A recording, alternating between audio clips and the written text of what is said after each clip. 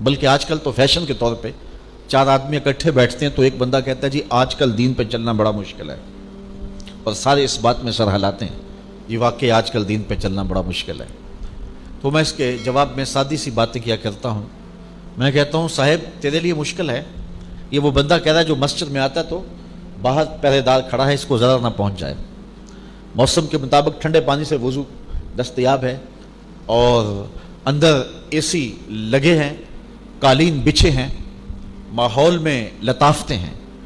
جو بندہ خوبصورت ماحول میں مخملی مسلوں پہ سجدہ کرتا ہے وہ کتنے فیشن سے کہہ رہا ہے جی آج کل دین پہ چلنا بڑا مشکل ہے۔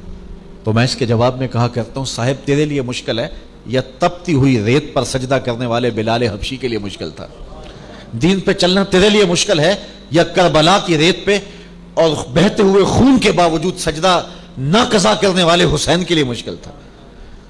تو آج ہم بطور فیشن کہہ رہے ہیں جن کے لیے مشکل تھی انہوں نے تو مشکل کاٹ لی، وہ تکلیفوں سے گزرے، آلام سے گزرے۔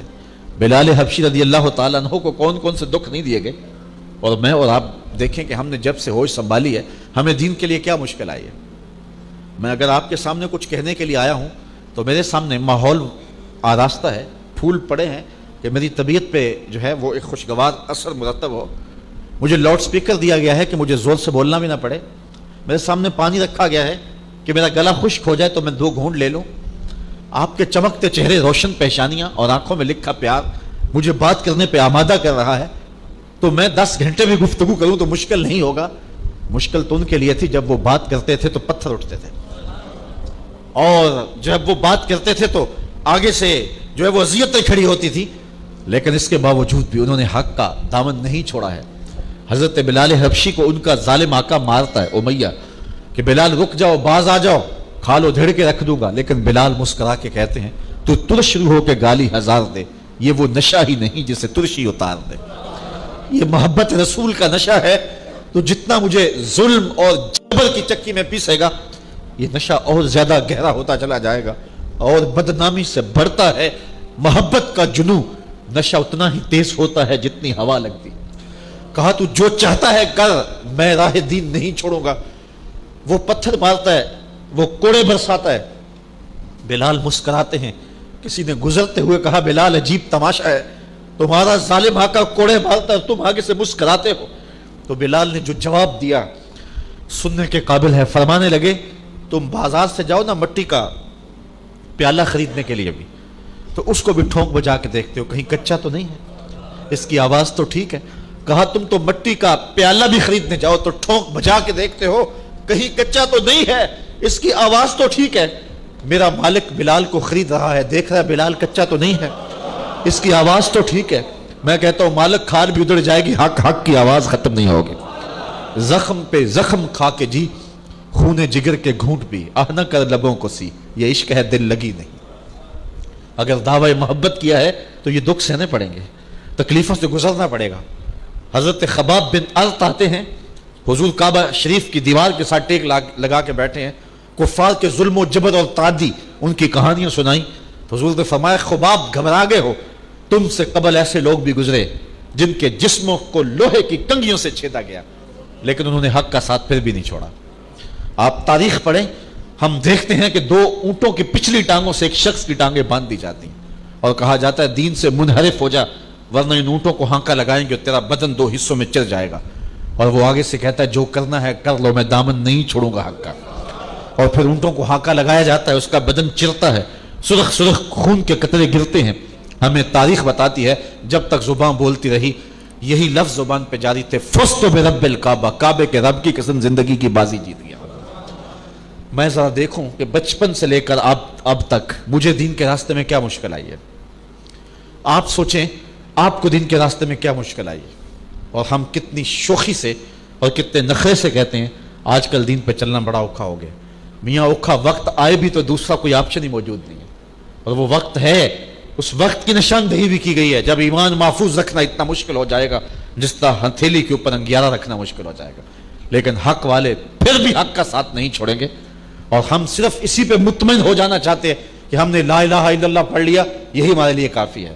لا الہ الا اللہ کے تقاضے بھی ہم سمجھیں، چمی گوئے مسلمانم بلرزم کہ دانم مشکلات لا الہ اقبال کہتا ہے جب میں کہتا ہوں لا الہ الا اللہ تو کانپ جاتا ہوں، اس لیے کہ میں لا الہ الا اللہ کے تقاضوں کو جانتا ہوں۔ لا الہ الا اللہ کا مطلب یہ ہے کہ زمانے کے ہر بت کو پاؤں تلے رون دیا اور زمانے کے ہر جابر کے سامنے آپ کھڑے ہو گئے اور ہر ظلم کے مقابلے کے لیے کھڑے ہو گئے، اور پھر آپ کی اپنی مرضی نہیں رہی، پھر آپ نے لا الہ کے کلہاڑے سے اپنے نفس کو بھی کچل دیا، اپنی خواہشات کو بھی کچل دیا۔ پھر آپ کون ہوتے ہیں کہ آپ ہوں، پھر میں کون ہوتا ہوں کہ میں ہوں، تیرے ہندیاں سندیاں محبوبہ میں کافر ہوں جے میں ہوں، پھر تو اپنی نفی کرنا پڑتی ہے۔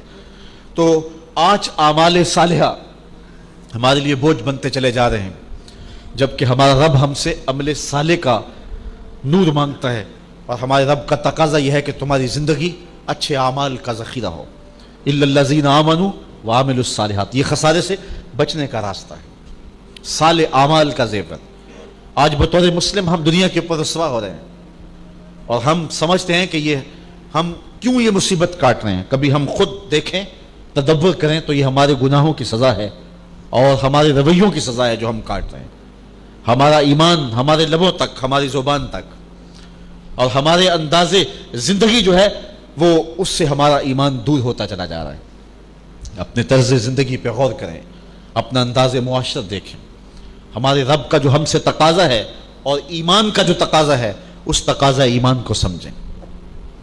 جب اقبال نے شکوے کی زبان کھولی تو لہجہ بڑا تلخ تھا، بات کرنے کا ڈھب تو آتا ہے اسے، لیکن لہجہ تلخ ہو گیا۔ تیرے کعبے کو جبینوں سے بسایا ہم نے، نو انسانی کو غلامی سے چھڑایا ہم نے، صفائے دہر سے باطل کو مٹایا ہم نے، تیرے قرآن کو سینوں سے لگایا ہم نے، پھر بھی ہم سے گلہ ہے کہ وفادار نہیں، ہم وفادار نہیں تو بھی تو دلدار نہیں۔ لہجہ بہت تلخ ہو گیا، لیکن جب جواب آیا تو سارا نشہ اترتا ہے۔ لفظ وہی ہے، صرف صیغہ بدلتا ہے۔ نو انسانی کو غلامی سے چھڑایا کس نے، یہ جواب آ رہا ہے۔ نو انسانی کو غلامی سے چھڑایا کس نے، صفائے دہر سے باطل کو مٹایا کس نے، میرے قرآن کو سینوں سے لگایا کس نے، میرے کعبے کو جبینوں سے بسایا کس نے، تھے تو آبا وہ تمہارے ہی مگر تم کیا ہو، ہاتھ پہ ہاتھ درے منتظرے فردا ہو، ہر کوئی مست مئے ذوق تن آسانی ہے، تم مسلمان ہو یہ انداز مسلمانی ہے، حیدری فخر ہے نئے دولت عثمانی ہے، تم کو اسلاف سے کیا نسبت روحانی ہے، وہ معزز تھے زمانے میں مسلمان ہو کر اور تم خار ہوئے ہو تارک قرآن ہو کر۔ ہماری پستی، ہماری زبونحالی، ہماری ذلت، ہماری رسوائی، ہماری اپنی بدعمالیوں کی سزا ہے۔ یہ کل بھی احتجاج تھا، پرسوں بھی احتجاج تھا، اب قوم اٹھ رہی ہے۔ مجھے بھی لوگ پوچھتے ہیں کہ کیا کرنا چاہیے، تو میں کہتا ہوں کہ یہ بدبخت حکمران ہمارے گناہوں کی سزا ہے۔ جب تک ہم خود صحیح نہیں ہوں گے تو یہ اللہ کی رحمت کی چھتریاں ہمارے اوپر نہیں آئیں گی۔ کسی نے حجاج بن یوسف سے کہا تھا، بڑا ظالم شخص گزرا ہے، 70,000 لوگ اس نے اپنے ہاتھ سے قتل کیے، 90,000 لوگ اس کے حکم سے کاٹے، اور حضرت حسن بصری کہتے ہیں پچھلی امتیں اپنے سارے ظالم لے آئیں اور ایک پلڑے میں رکھ دیں، اور ہم حجاج بن یوسف کو ایک پلڑے میں رکھ دیں گے، اس ظالم کا پلڑا پھر بھی بھاری ہوگا۔ اتنا بڑا ظالم گزرا ہے۔ کسی نے جرأت کر دی اور اس سے کہا کہ تو نے حضرت عمر کا دور خلافت دیکھا ہے، گو اس وقت تو بچہ تھا، تو ان جیسا انداز حکمرانی کیوں اختیار نہیں کرتا؟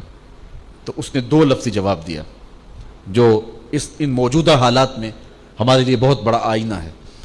اس نے کہا کہ تو نے حضرت عمر کا دور خلافت دیکھا، ان جیسا انداز حکمرانی کیوں اختیار نہیں کرتا؟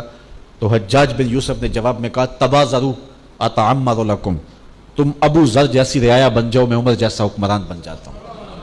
جب رعایا ابو ذر غفاری جیسی ہو تو حکمران اللہ کی رحمت ہوتی ہیں، اللہ کی رحمت کی چھتریاں ہوتے ہیں، اور جب رعایا اچھی نہ ہو، آج ہمارا حال تو یہ ہے کہ یہ گرمیوں کا موسم آ رہا ہے، اگر باہر کوئی واٹر کولر نصب کرے گا تو اس کے ساتھ گلاس جو ہیں وہ بھی باندھ کے رکھنے پڑیں گے۔ یہ ہمارے کردار کا، ہمارے اخلاق کا عکس ہے جو دیکھا جا سکتا ہے۔ ہماری مسجدوں کی لیٹرینوں کے لوٹے بھی زنجیروں سے بندھے ہوں اور ہم کہیں کہ ہمارے اوپر حکمران اچھے نہیں ہیں، تو ذرا ہم خود بھی تو دیکھیں ہم کیا ہیں۔ جب میں کہتا ہوں الہی میرا احوال دیکھ، حکم ہوتا ہے اپنا نامہ اعمال دیکھ، ہم دیکھیں کہ ہم کس جگہ پہ کھڑے ہیں۔ میرا ایک دوست ننکانہ صاحب گیا تو واپسی پہ وہ بڑا افسردہ تھا، میں نے پوچھا کیا ہوا؟